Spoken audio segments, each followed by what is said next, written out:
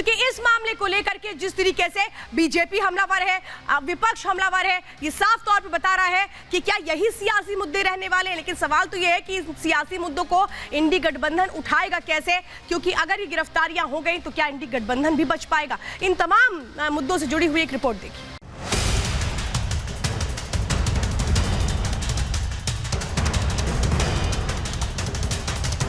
न खाता हूं न खाने दूंगा।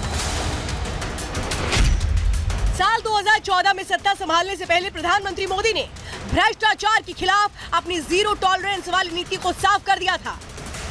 केंद्र सरकार ने ईडी और इनकम टैक्स डिपार्टमेंट को भ्रष्टाचार पर रोक लगाने की स्वतंत्रता भी दी, लेकिन भ्रष्टाचारियों को इन एजेंसियों की कार्रवाई से खासी परेशानी हो रही है। जैसे जैसे लोकसभा चुनाव नजदीक आ रहा है, सियासी फिजा में राजनीतिक जंग भी रफ्तार पकड़ रही है। नए साल के पहले हफ्ते में ही देश के 2 राज्यों के सीएम पर गिरफ्तारी की तलवार लटकने लगी है।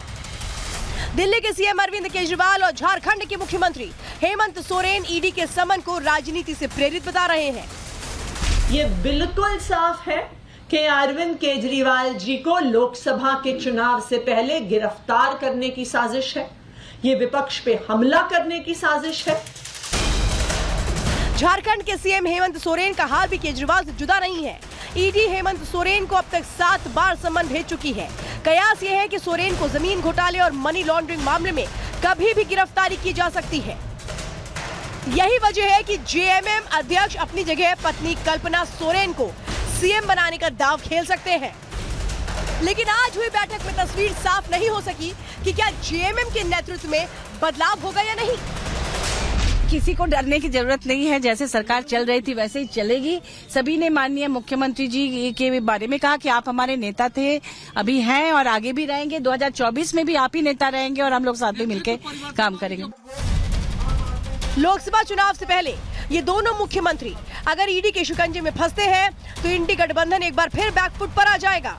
जहां सीट शेयरिंग पर पहले से ही तनाव है, वहीं 2 मुख्यमंत्रियों पर भ्रष्टाचार का आरोप लगना विपक्ष की मुश्किलें बढ़ाने वाला साबित होगा। जो भी जांच एजेंसियां हैं सब लोग दबाव में काम कर रहे हैं। अब इस पे बार बार सफाई देना, बार बार इस पे कमेंट करने का कोई मतलब नहीं रह गया। अब तो यूज्ड टू हो ही ना गया है सारा एजेंसी। कांग्रेस के खिलाफ भ्रष्टाचार का आंदोलन छेड़ने वाले अरविंद केजरीवाल आज खुद भ्रष्टाचार के आरोपों का सामना कर रहे हैं। इसे सियासी मजबूरी कहें या भ्रष्टाचार से मोहब्बत कि कांग्रेस से अरविंद केजरीवाल के बचाव में दलीलें दे रही है। इतना ही नहीं, कांग्रेस के नेता जांच एजेंसियों को ही कटघरे में खड़ा कर रहे हैं। ईडी नाकाबिले भरोसा बन चुकी है और विपक्ष के नेताओं के खिलाफ ईडी एक्टिव। यूपीए की सरकार में आम आदमी ईडी का नाम नहीं जानता था, लेकिन आज तो बच्चा बच्चा जानता है कि ईडी का इस्तेमाल ये भारत सरकार क्या कर रही है। भ्रष्टाचार के मामले में हेमंत सोरेन और अरविंद केजरीवाल के घिरने से बीजेपी हमलावर है। जिस तरह से बीजेपी अब केजरीवाल को कट्टर बेईमान बता रही है, इसका असर लोकसभा चुनाव में भी देखने को मिल सकता है।